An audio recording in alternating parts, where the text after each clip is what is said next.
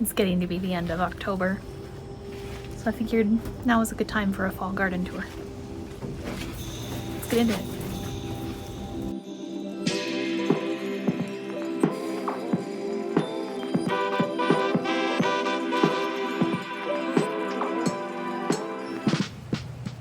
It's that part of the season where the cleanup takes much longer than you anticipated, but I'm also really looking forward to the restful time that's coming and ready to dream for a new plan for next year.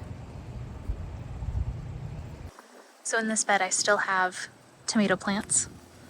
Some of them had to lean against the trellis instead of the string I had them on. Still getting ground cherries.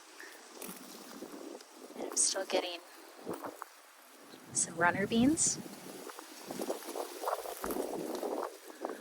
Some lettuce, mustard. The nasturtiums have come back into their full glory. The kale is doing really well. And much like the nasturtiums, the alyssum is much happier in this cool weather. Chard's been a little bit beaten up by the wind, but it also likes these cooler temperatures. Basil, however,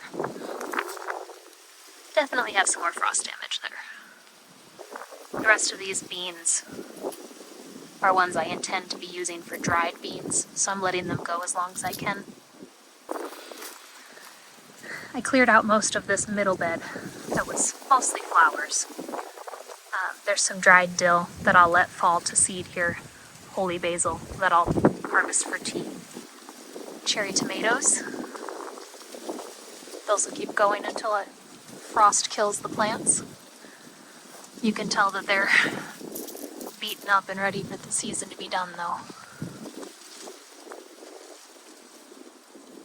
And again, the difference between the basil and the alyssum is really indicative of the type of temperatures they prefer.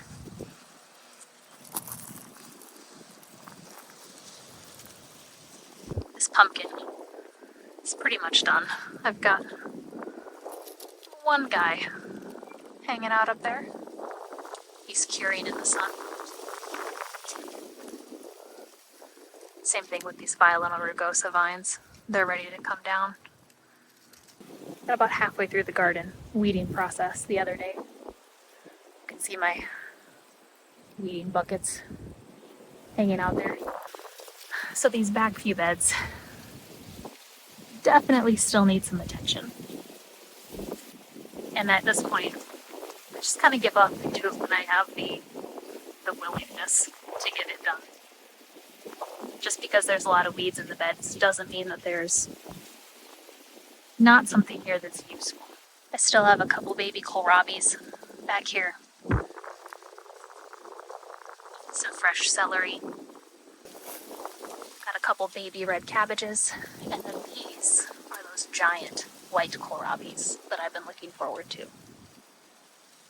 And then some fennel that's gone to seed, and I can keep using those flowers for flavor.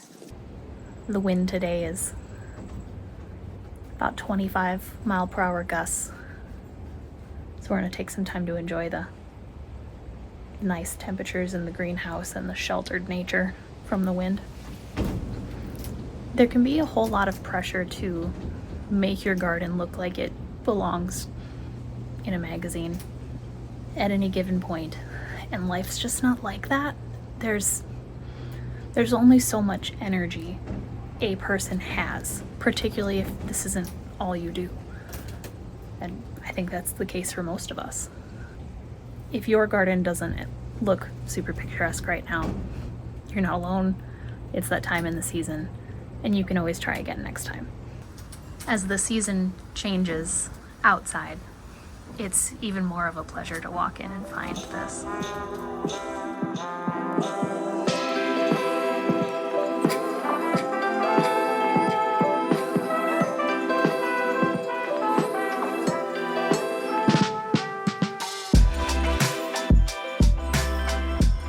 I removed the bug netting in here so that we were able to better see all the plants. And I've been really impressed with how how well it's done its job. Like, some plants still have some bug damage because it wasn't sealed around the edges, but this is way better than what I experienced last fall. So let's get into it. I've been enjoying how this nasturtium is just taking over the walkway. These leaves are edible. They got a nice little spicy bite to them. And then the flowers are edible as well. Because I've enjoyed this variety of nasturtium so much, when those flowers went to seed, I saved quite a few seeds from this. And I'm hoping that I can continue to get a repeat of this next year. I was happy that I left a few of these pepper plants in, because in the greenhouse they've reflowered, and I've been getting a few jalapenos even in these cooler temperatures. I've got the turnips I sowed along the edges here starting to come in. Lettuces looking lush and beautiful. And then I've got purple top turnip leaves here. I found one of the secrets to great salad is that I don't just stick to salad leaves. I often use the leaves from turnips, radishes, whatever else is available. Just grabbing some here and there is a nice little texture and flavor difference. Under this brown jalapeno plant, I've got some more lettuce tucked back here. This winter savory has been doing beautifully, and I've been using that fresh in cooking. That's been delicious. Behind it, I've got two different types of radishes that should be in Easter egg colors. Those are going to be beautiful. And it's about time for me to start sowing some seeds in between here, so that once I harvest these, I'll have a second session of them coming in. I've got another pepper plant here that's still flowering. These flowers will become the peppers. My rosemary's gotten extra tall. And then here you can see my Vulcan red chard. Those beautiful red stems are super nice in here, particularly when it's all gray outside. And then my cilantro's tucked in the center here. It's gonna be delicious on tacos. I've got mulaga radishes here. That might not be how you're supposed to say that, but we're doing them this weekend. These Komatsuna old Tokyo greens. I used those old Tokyo greens cooked with some pasta and some of the mushrooms from the mushroom tent yesterday, and those were delicious. I did absolutely forget that both the greens and the mushrooms would like shrink down after I cooked them. I could have easily have doubled the quantity of greens and mushrooms in that pasta. The ratio was just off. Flavor was good though. When you've been growing long enough, you'll notice there's trends in types of vegetables, and you can really see the difference here. So these are the old Tokyo greens. But radish leaves all tend to look like this, with these serrated edges. And I'd been finding them in my yard. I had some round black radish go to flower in the summer heat last year, and I must have accidentally scattered the seeds because I found several clumps of radish leaves just in my lawn. And I expected them to flower like they did in the garden. And instead I got surprise radishes in the lawn, and that was nice. It never ceases to amaze me how seeds just want to grow, and sometimes when you don't try, it turns out better than when you try. I have not been able to grow round black radishes that didn't go to flower until now, this grouping of seeds. All of my other ones, it got too hot too quickly, they didn't have enough shelter, but the ones that accidentally grew in my lawn were in the shade of the house, and they were perfect. So sometimes the answer is to just let go and see what happens. So here I am, trying again with the round black radishes. Then I've got my mustard collection. So I've got two types of mustards. I've got ultraviolet mustard with this beautiful like slight pink coloring to it. And then I have this Japanese giant red mustard. And you can see the difference in the leaf pattern. So these giant red ones have this beautiful veining in the leaves. And these ultraviolet are a little bit more delicate pink. But I like having the mustards grouped here. I've tried planting things a couple different ways, and I always love seeing people's blocked patterns in their gardens where they have all one type of a crop section in one part of the bed. But historically, I've always planted my things just sort of willy-nilly. And this is my first year deliberately trying to put things in like sections. And that's at least made it really easy to identify what I labeling, of course, helps too.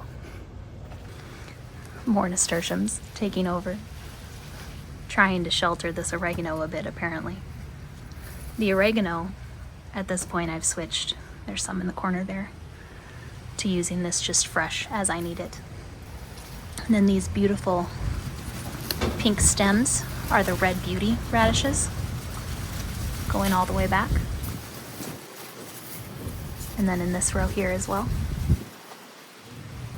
And then tucked back here underneath these squash leaves is my arugula and sorrel. And you can tell the difference between these two by their leaf pattern. So the sorrel is tucked next to these smooth leaves, whereas the arugula, the leaves look a little bit more like radishes. More happy nasturtiums. This black futsu squash has been delightful. Still have this cucamelon vine going bonkers over here too. So then in this area, I've got some corn salad, some mizuna. Mizuna is especially cold hardy. And this is the mizuna pink variety. That's why the stems are a little bit colorful. And then tucked back in here, I have the China jade radish, which you can just see has those little heart-shaped leaves starting. I like to grow a lot of things with color where I can. So that red mustard with the sweet red veining, the pink mizuna, ooh, the Vulcan red chard. Those things are all nice little splashes of color, particularly in light that I'm trying to grow this during the dead of winter. I want these things to carry through so that I can enjoy them when it's not growing season outside.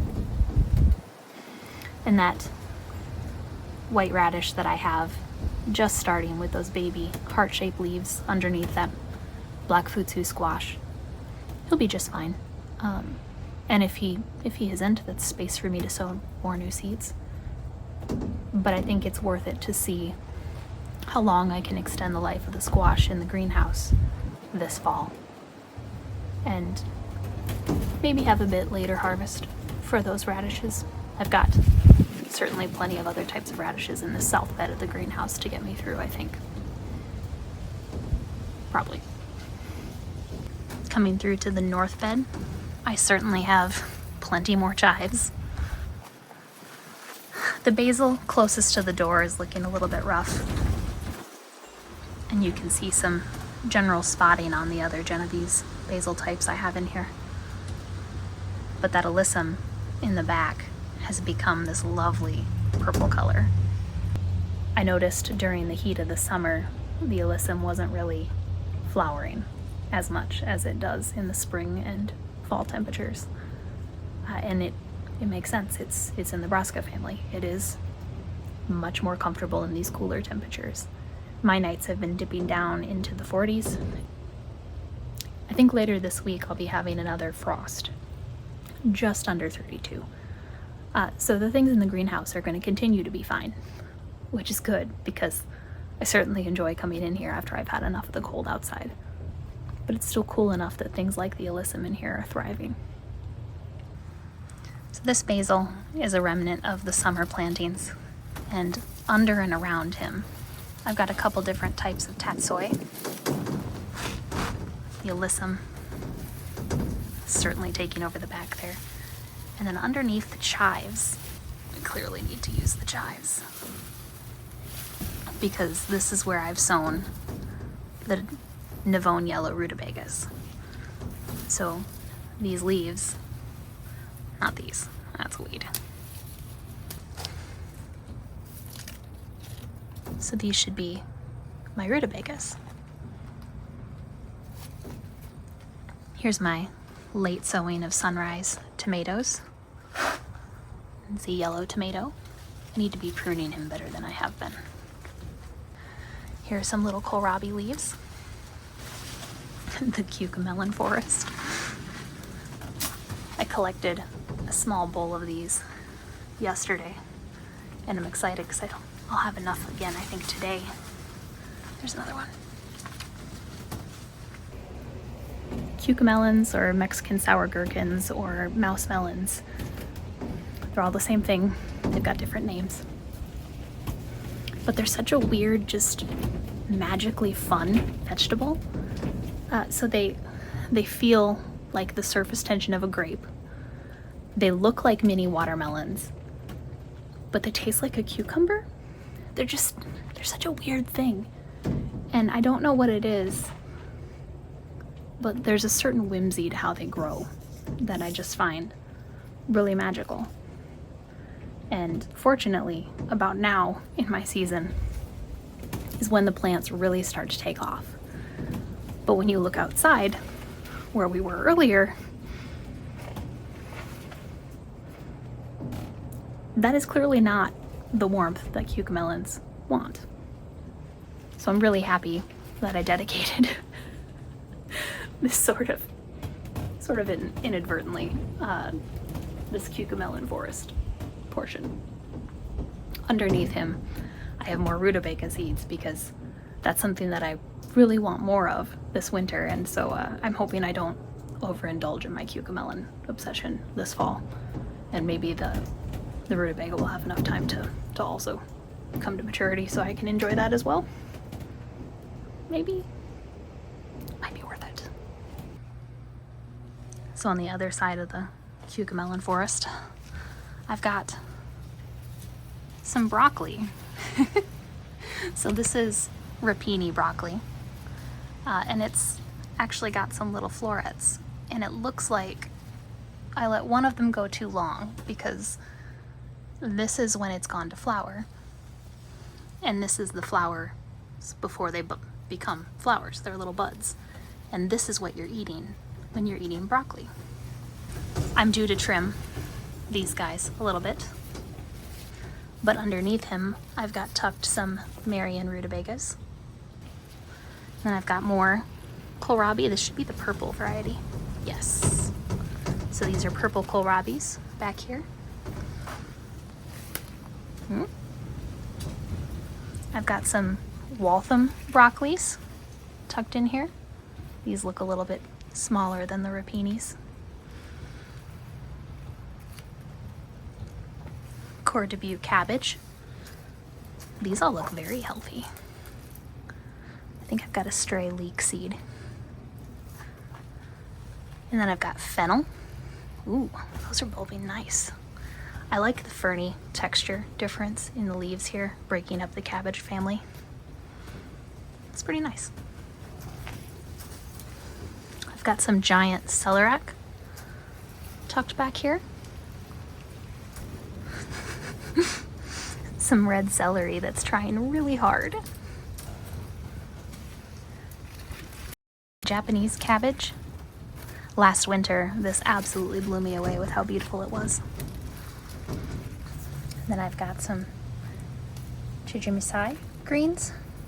Those look like they've had the most pest pressure, which makes sense given they're on the very edge. And then some of my watermelon is starting to send out new tendrils. Overall, I'm really pleased with how things in the greenhouse are looking right now. I'd say this is a pretty great way to start my winter season. So we're done with the main garden and we're done with the greenhouse. And the east side of the garden on the outside is in a similar sort of disarray. But it's harvest time and it's the busy part of the season. So if your garden looks like mine, then this is normal. The herb circle is a little overrun with weeds and the dead chamomile that I need to remove. But there's still some really useful things in here that I need to take out and dehydrate. I used a bunch of this comfrey when I was putting together my composting video, which should be coming out beginning in November. And then I am slowly picking away at the amaranth and what's left of the coriander. Whatever I don't get for coriander is just going to fall down and I'll get more celery next year. And you can see some of those seeds that fell. I've got fresh bouts of celery that I can use in stews. Slowly picking away at the potato bed. And mostly trying to let this dry out as much as it can. When I dug out that portion of it, they were really wet. I'm still getting a handful of snacking strawberries.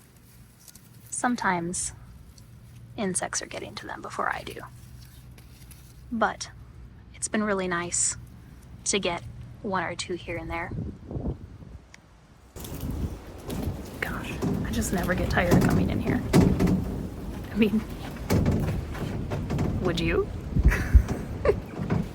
I took off the bug netting, I think a week or two ago, to be able to thoroughly water in here, which I'll need to do again today. The best way to determine if your soil in the greenhouse, particularly as your season changes, needs to be watered is to touch it. So instead of saturating the soil on a pre-planned schedule, I reach down under the mulch and I make contact with the soil. And if it feels moist, I don't water it. We're getting to the part of the season where instead of having the beds mulched to retain moisture, I'm going to need to remove the mulch so that the darkness of the soil can help store some heat. We're not quite there yet, so we are maybe a month out from needing to pull the mulch in here, at which point it's almost a little bit easier to see how badly it needs to be watered. But no matter how many seasons I've been gardening, I am consistently amazed at how much I can get from a packet of seeds and how restorative it is to be able to see the long-term gain from something I did weeks or months ago.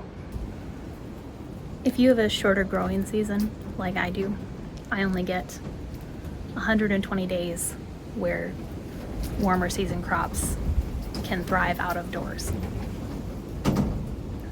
I hope no matter how fatigued you get at the end of that season, you still take time to find joy in what you've started.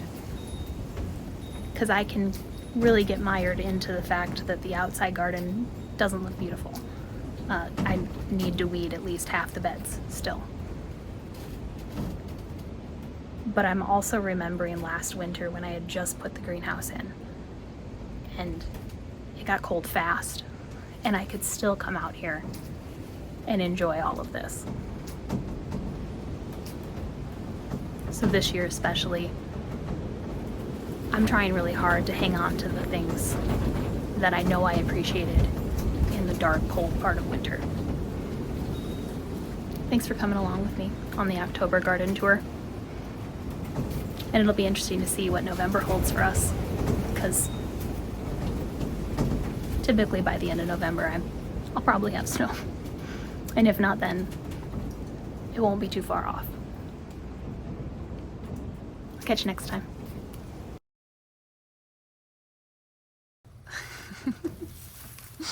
Somewhere under the chives.